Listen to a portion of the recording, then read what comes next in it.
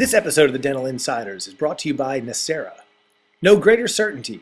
Experience the highest levels of strength, aesthetics, and expertise in full contour zirconia restorations. See the difference of Nacera inside. Learn more at nacera.us. Welcome to another episode of the Dental Insiders with your hosts, Matthew Petchel and Michael Dunn. Dental Insiders is a podcast for dentists, dental team members, and industry professionals. We'll share stories and lessons from clinicians and industry visionaries with the goal of providing an entertaining and informative look at the industry we share. Our guest today is Matt Winstead, Vice President of Oral Arts Dental Laboratories. Thanks for joining us, Matt. Thank you, guys. Thanks for having me. It's a pleasure to be here with you. We appreciate you taking some time to talk with us today. Let's as I like to do, get right into it. Jump in. So tell us about Oral Arts and, how you got started in the business and maybe what's new with the lab. Okay. Well, Oral Arts is a nationwide commercial dental lab that my dad started. He started in 1970. He's old now. I'm not allowed to tell you how old he is, but he's pretty old.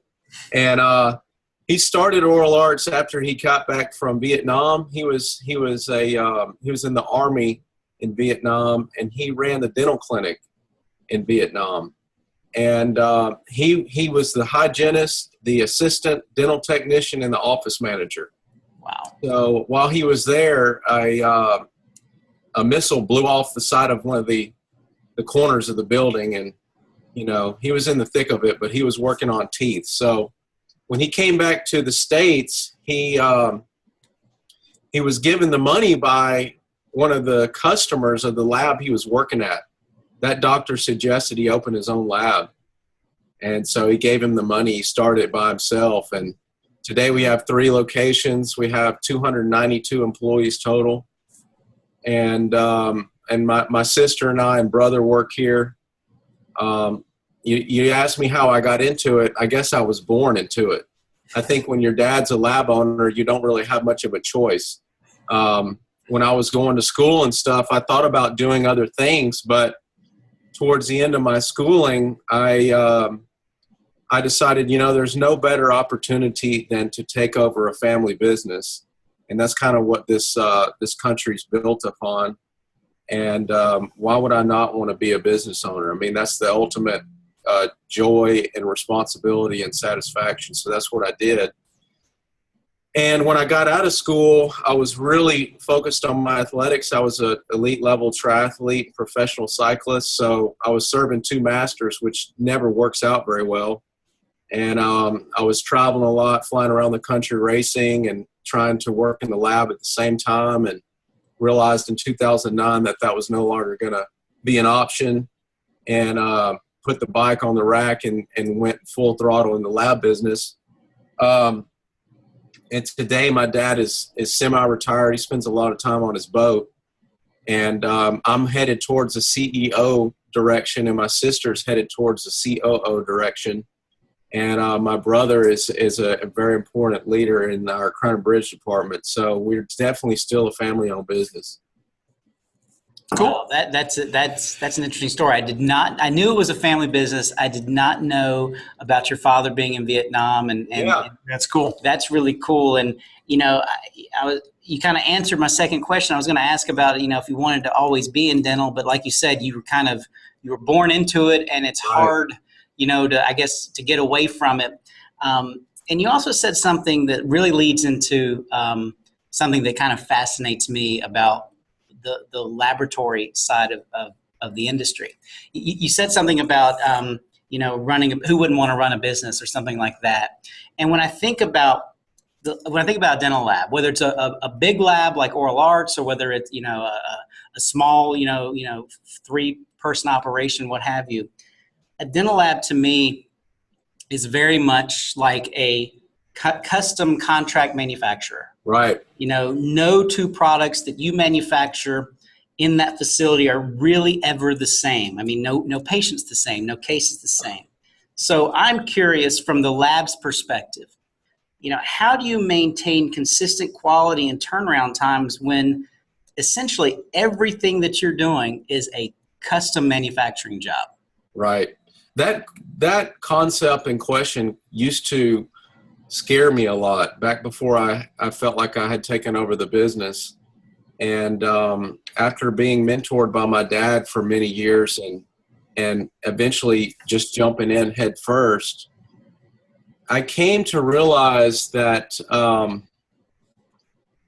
it starts at the top. I mean, if the leader does not understand and enforce a quality standard, there won't be one. And so it starts with my dad, and then I learned that from him. I learned what his expectations were for what we sent out the door. And not every case is going to be the same and look the same, but you've got to have a certain standard and a thing that you go back to and that everybody fully understands. And that's the hard part is making sure that every single technician that touches a case knows what that standard is. And it takes a relentless amount of focus to maintain that. The top two issues a doctor quit is over the lab quality and the turnaround time. And so it starts with training and education, educating the technicians on what the quality standards are. You cannot maintain it if every person that touches a case is not fully aware of what is and is not acceptable. So, I mean, when it comes to me, what I do is I try and look at the work. I mean, once a week, once every 2 weeks, it doesn't take much for people to know that you're very concerned about the quality. You're going to be looking at the quality, and all it takes, like my dad likes to call it, like you salt and pepper your food, right? So if you serve a bland meal with no salt and pepper, you know something's off. But it doesn't take much of the spice to really bring it to life. So when it comes to me, I go through each department, once every week or two and just spot check the work, just pick up random cases and what do I see? And if I see things that aren't to the standard that he set, well, then I hold people accountable that are responsible for it. And then, then after me, it has so much to do with our department supervisors. I mean, they are our direct line of defense against bad lab work. And to the degree that we let them be relaxed, then that's what will go out the door, and we're not about to allow that to occur. So they're the first line of defense in holding the technicians to a standard, and that standard was set over 30 years ago, and I could ask people to at a impromptu, just walk up to them, hey, what are some of our standards for an anterior single unit crown? What is okay and what is not okay, and they'll be able to tell you. So I think that's super important. I think there's just, I know that a lot of labs, we're not the best lab. I'm not saying that, we're charging $300 for every crown we do. We try and hit the basics. I mean, if you hit the shade, if the contour matches, if it looks like a tooth, they don't have to adjust it. The margins are good and not thick, and there's certain features of anatomy that need to be there, you're going to be fine. It's when you stray away from that, you start having problems. Yeah. And that's it's interesting. A lot of our listeners are dentists, and they have similar issues with, if you think about it, from what you said with everybody, all 300 people need to know the mission of the company or the vision or what's acceptable, what's not. And I think a lot of practices suffer from maybe everybody not understanding that. And I think that's where business people get it, right? People who understand business get it. But I think sometimes practitioners get stuck in the weeds of being the clinician. They forget that business part that, hey, I got to make sure all these people understand the quality message, that all this needs to work together, and we need to communicate it and deliver it. And that there are basic things that need to be done each and every time. And that reminds me a little bit of a book by Atul Gawande called The Checklist Manifesto. And it's, it sounds very simple, the concept of a checklist, but essentially it's about how checklists have really transformed error rates in very critical industries, from airline pilots through to surgeons, because they have these tools in the form of a checklist that tell them, do this, do that, make sure you cover all these basic things. And guess what? The patient doesn't die. The plane doesn't crash, because sometimes we think, oh, I've been doing this for 20 years. I know what I'm doing. Yeah, that's right. And then you forget a basic quote unquote thing, and it becomes a catastrophic thing. Right. You mentioned the lab founded in the 70s. So you mentioned 30-year history. If you think about what has happened in the dental industry, in the lab side of the dental industry in 30 years. I mean, it's undergone so much change, right? I mean, from consolidation that we hear about all the time through to innovations and changes in technology, given all of that change, and this may just be an extension of what you were just talking about, but how does a lab thrive today? Well, one of the parts of your previous question that I failed to answer, that it does relate to this as well, is the turnaround time. I talked about the quality before, but turnaround time is paramount. We manage our turnaround time through a lot of reporting. So we have reports that tell us what percentage of our work is going out of the lab later than we post that it's supposed to go out of the lab. We know what parts of the lab it's behind and what parts are ahead of schedule, and we have to manage our hours and our staff according to all that. But when we talk about the lab business, when I have meetings, I like to liken running a dental lab to waging a war. And every day you come to work, you are fighting a battle to keep poor quality and late work pushed back like an enemy. Because the poor quality and late work they're going to come at you and encroach upon you just like an enemy. And it is my job and all the leaders here to hold that enemy back as hard as we possibly can, because that's just the nature of the beast. So if the management team does not share that intensity level, the lab will suffer for it. And any lab that cannot keep that intensity level up is going to have a problem.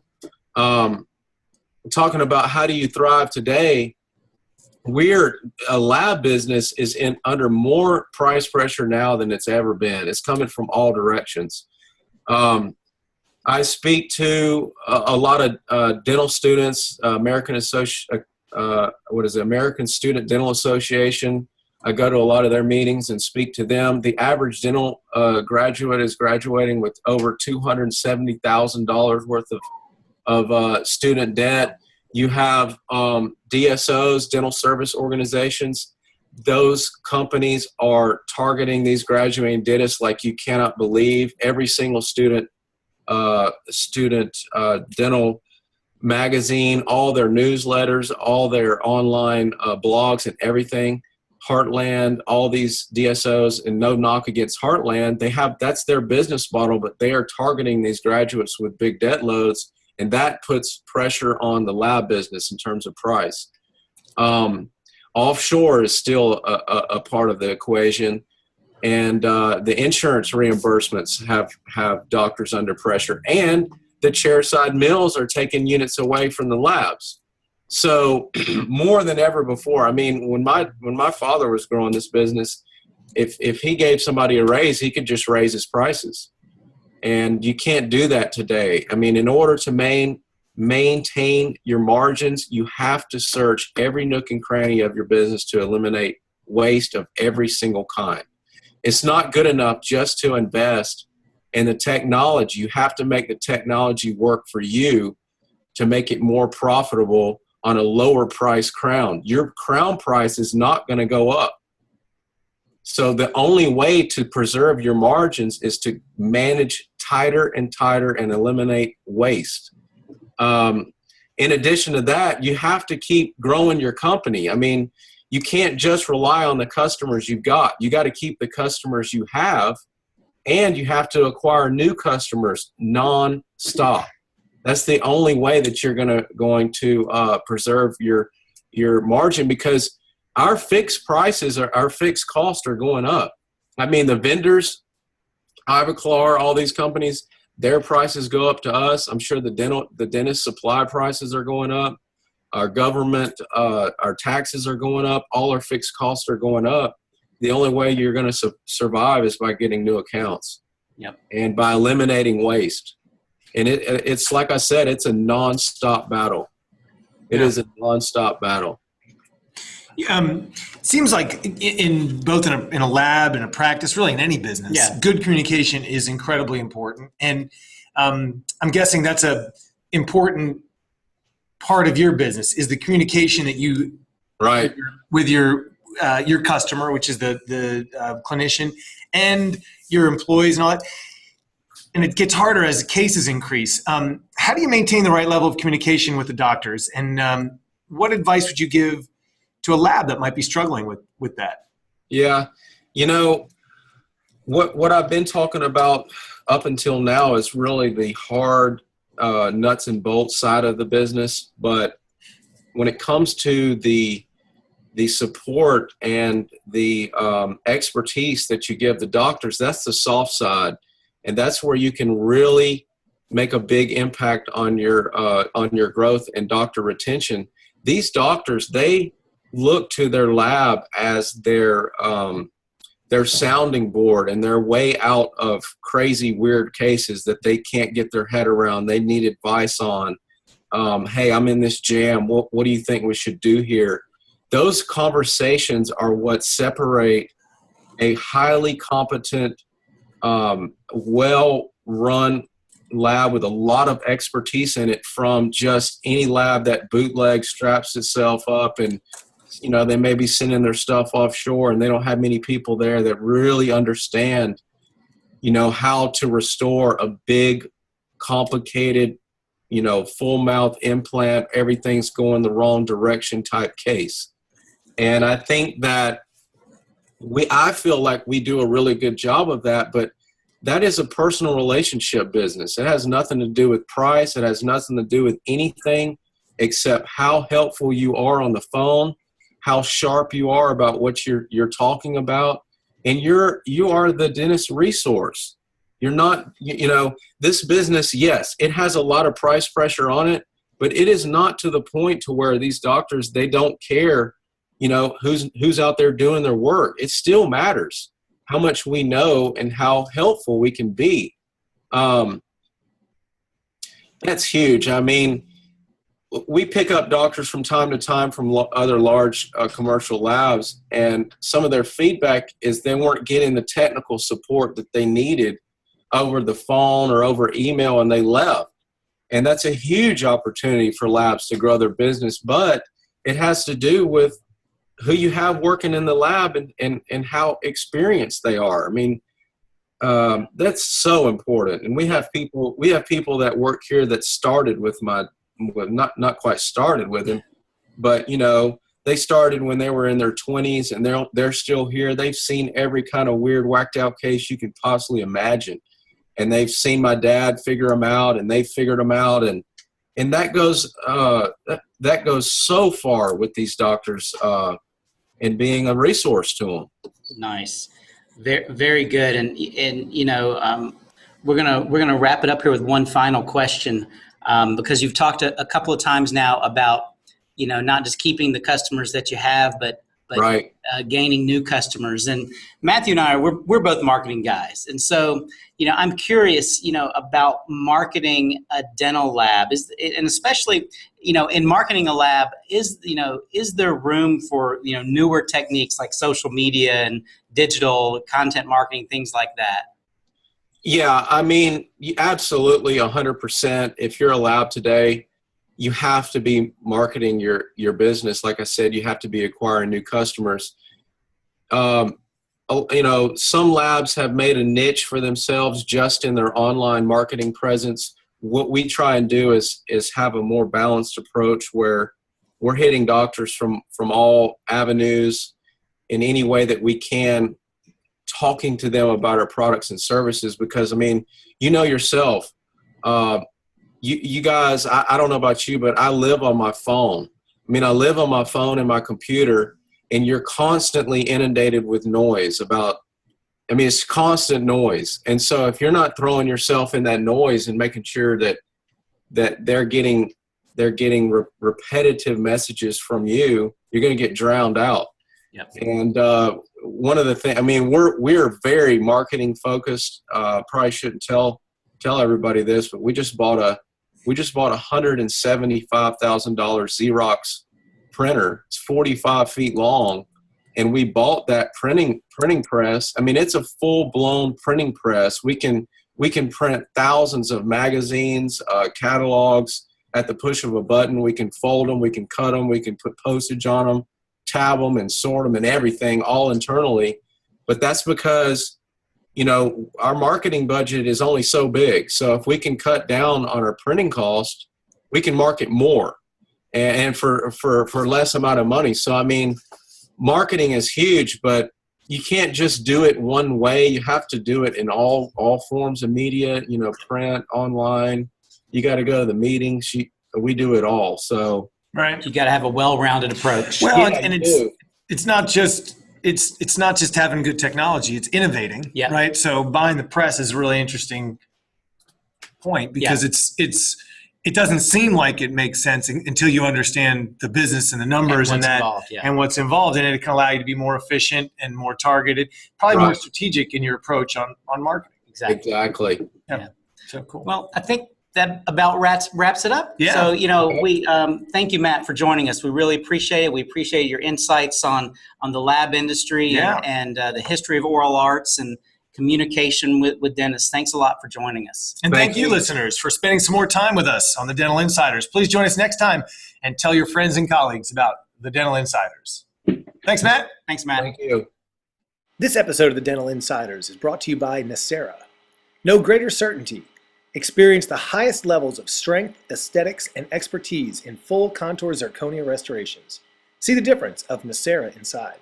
Learn more at nacera.us.